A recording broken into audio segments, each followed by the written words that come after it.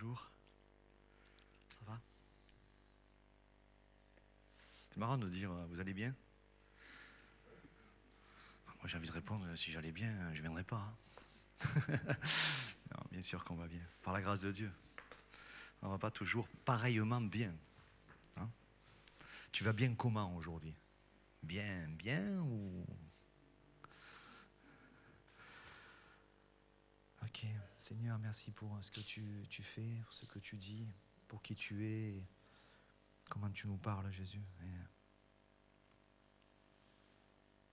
on veut entendre de plus en plus ton esprit parler à l'Église. Merci de bénir ce temps, Jésus. Amen. Ok. En ce moment, pour mon étude personnelle, j'ai attaqué un suivi du livre des Proverbes. Et donc, les filles de l'internat sont les premières à bénéficier de la régularité. Après, on verra comment elle avancera. Donc, ce matin, évidemment, je suis un peu imprégné de cela. Et je vais vous lire les premiers versets. On va lire peut-être jusqu'à 8 versets. C'est la parole semeur. C'est la version semeur. Donc, vous aimez pas semeur? Donc voilà, du coup, si vous avez une autre version, écoutez plus. Ou alors il va falloir que vous traduisiez parce que c'est pas monté pareil. Il y a pas mal de synonymes. Hein. Je la trouve assez explicite, la version semeur. Alors c'est le début du livre des Proverbes. Proverbes de Salomon, fils de David, roi d'Israël. Ils ont pour but d'enseigner aux hommes la sagesse et de les former, pour qu'ils comprennent les paroles prononcées avec intelligence et qu'ils apprennent à agir de façon réfléchie, juste, droite et correcte. Ces proverbes donneront aux gens sans expérience le bon sens et aux jeunes la connaissance et le jugement. En les écoutant, le sage enrichira son savoir-faire et l'homme avisé acquérera l'art de bien se conduire. Ces proverbes sont destinés à faire comprendre les maximes et les paraboles et à pénétrer les propos des sages et leurs paroles énigmatiques. La clé de la sagesse, c'est de révérer l'Éternel, mais les insensés dédaignent la sagesse et l'éducation. Mon fils, sois attentif à l'éducation que tu reçois de ton père et ne néglige pas l'instruction de ta mère, car elles seront comme une belle couronne sur ta tête et comme des colliers à ton cou. Donc c'est très encourageant. Personnellement, ça m'encourage beaucoup. Je médite, je réfléchis sur cette introduction. Donc Salomon, fils de David, roi d'Israël, la position, on connaît un petit peu ce que cet homme a vécu aussi, en termes d'héritage, mais en même temps de décision pas toujours très spirituelle, voire à l'opposé même, ou alors très spirituelle, mais du côté qui ne plaît pas à Dieu. Et pourtant, Dieu l'a choisi, comme nous, par grâce, pour laisser le Saint-Esprit se manifester. Comment ça marche? Dieu l'a choisi par grâce pour laisser le Saint-Esprit se manifester. Et ce verset 7 qui dit, en général, le second traduit le commencement de la sagesse, c'est la crainte de l'Éternel. Et c'est tellement, on connaît ce verset, on l'a entendu plein de fois, mais en fait c'est quelque chose qui se démodera jamais et qui pourtant, je pense, est la chose la plus attaquée pour les chrétiens. Là, on ne parle même pas de... Enfin, si, il y a toujours une guerre spirituelle, mais je n'irai pas jusqu'à ces attaques qui nous font souffrir, qui nous font hésiter, qui nous font tomber. Je parlerai que cette routine qui nous rattrape et qui fait que dans les choses même traditionnelles, des choix de vie sans trop de gravité même, on va dire, on oublie que la première des choses, le commencement de toute chose, c'est la crainte de l'Éternel. Alors entendez par crainte un mot qui pour nous est synonyme des fois de tremblement, Ou alors, si c'est ça, c'est un tremblement rempli d'amour parce que je sais trop que Dieu est bon, je sais trop que Dieu m'aime. Ça serait ce tremblement, un tremblement de confiance. Comme ces pleurs qui par moments viennent et qui ne sont pas des pleurs de tristesse. Vous connaissez ces pleurs? Ceux qui libèrent là. Voyez, donc c'est pourtant des pleurs. Voyez, mais ce n'est pas les mêmes pleurs que ceux qui sont sans but, que ceux qui sont juste, il n'y a pas d'avenir.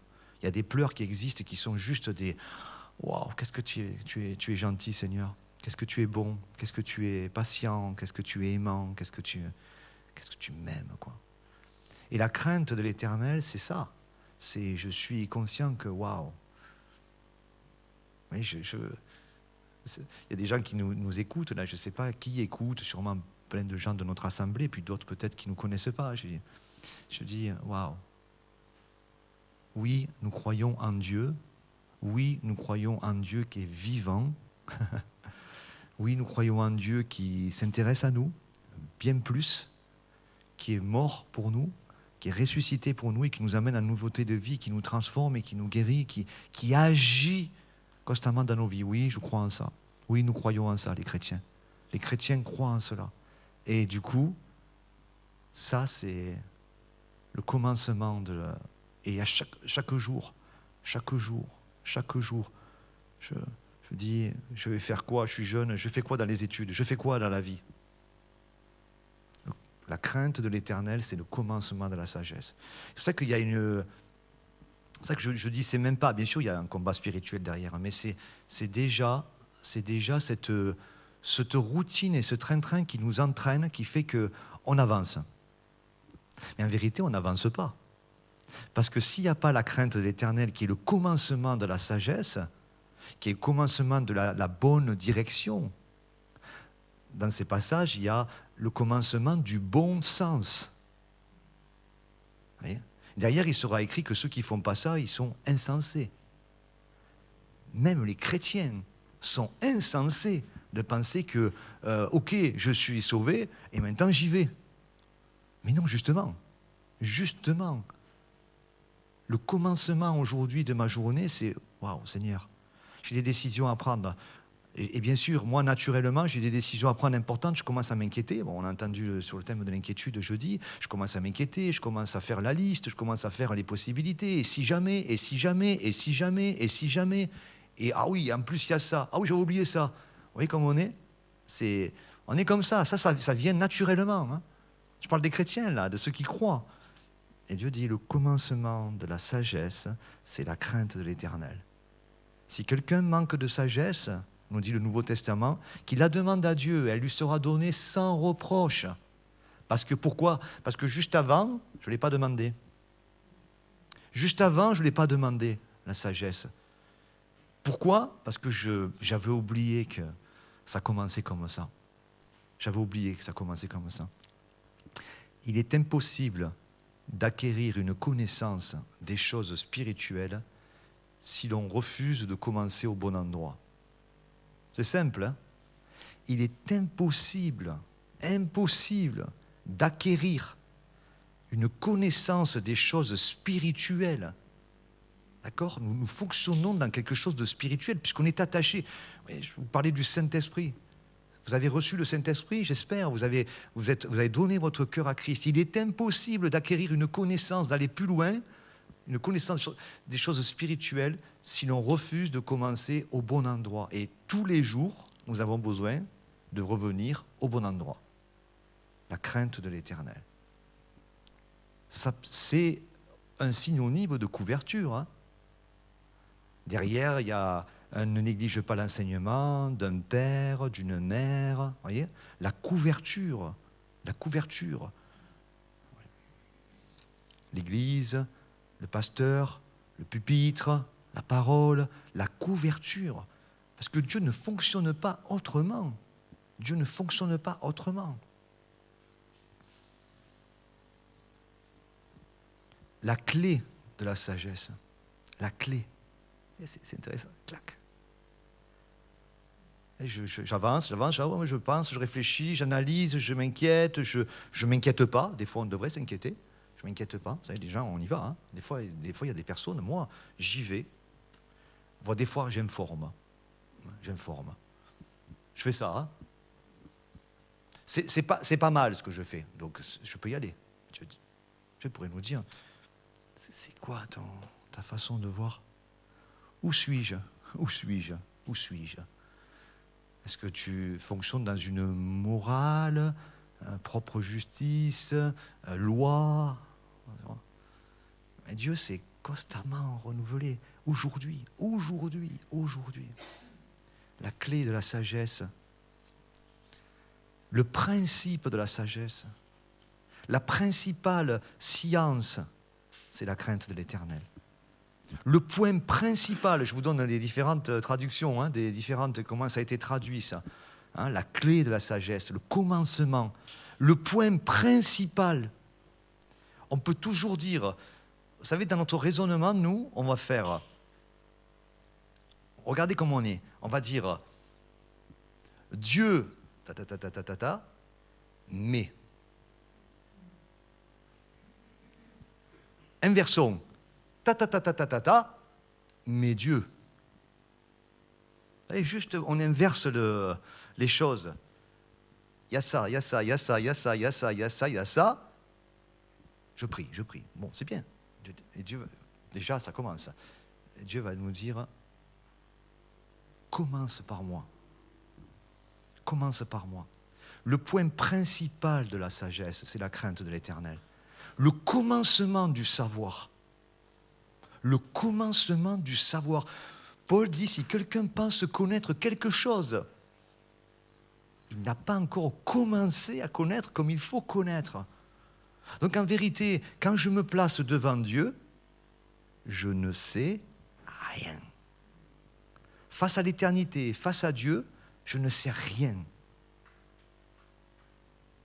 Rien.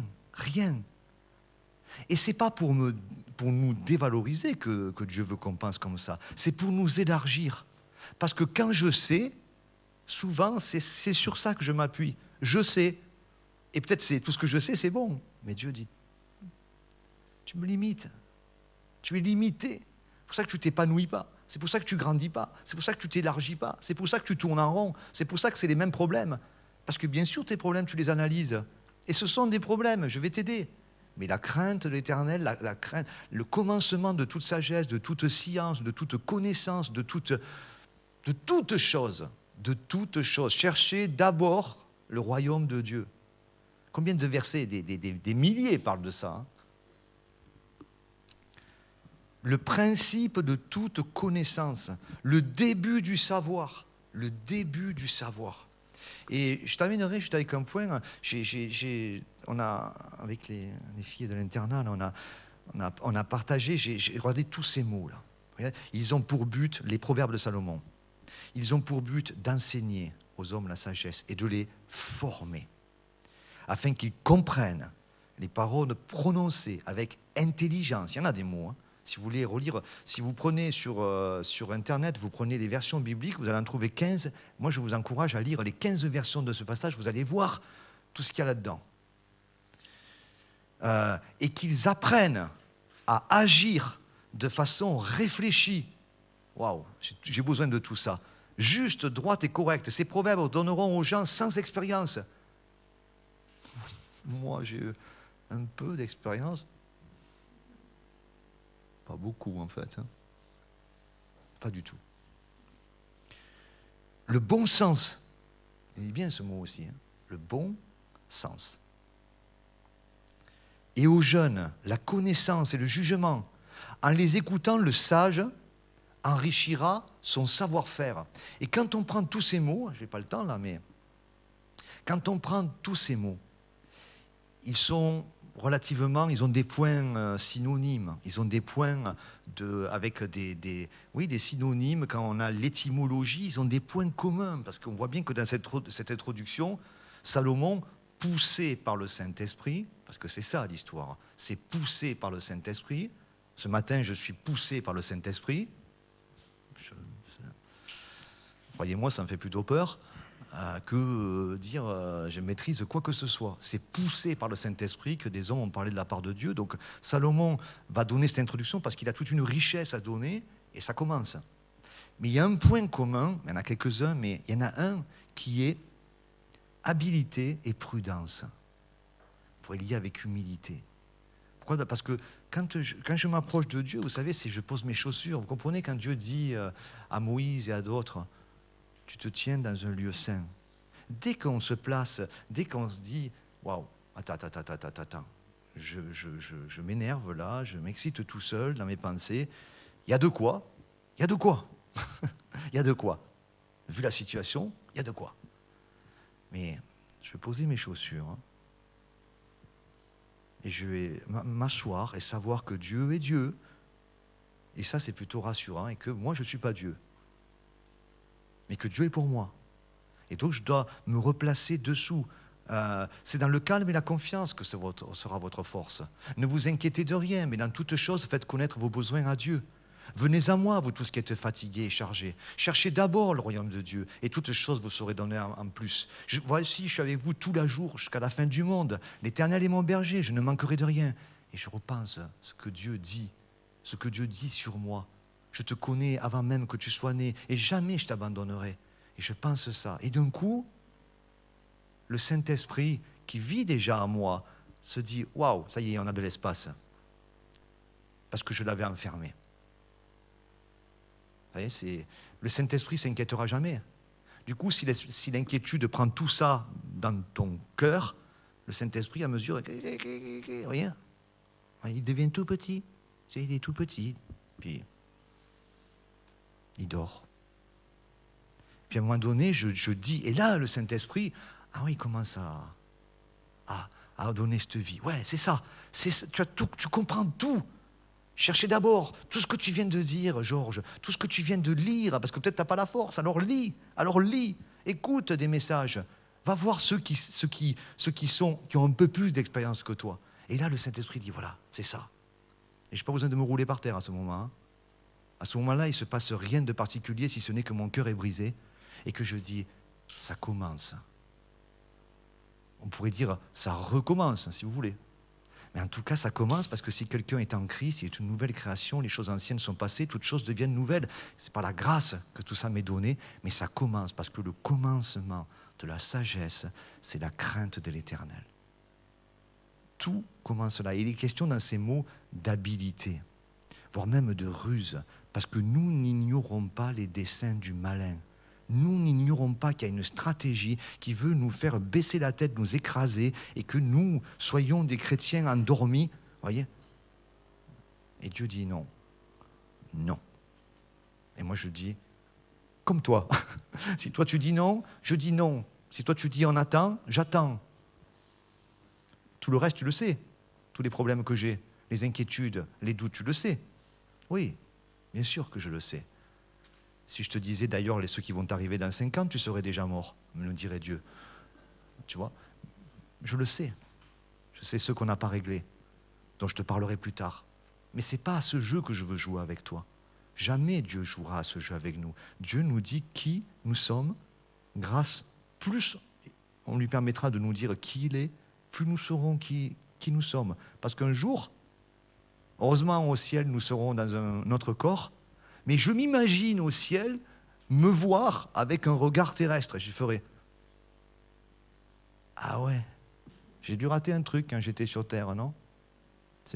Mais ça ne se passera pas comme ça. Mais il est écrit qu'un jour, nous le verrons tel qu'il est, nous nous verrons tel que lui dit que nous sommes. Ça, c'est le commencement de la sagesse. Et le reste nous sera donné en plus. Amen.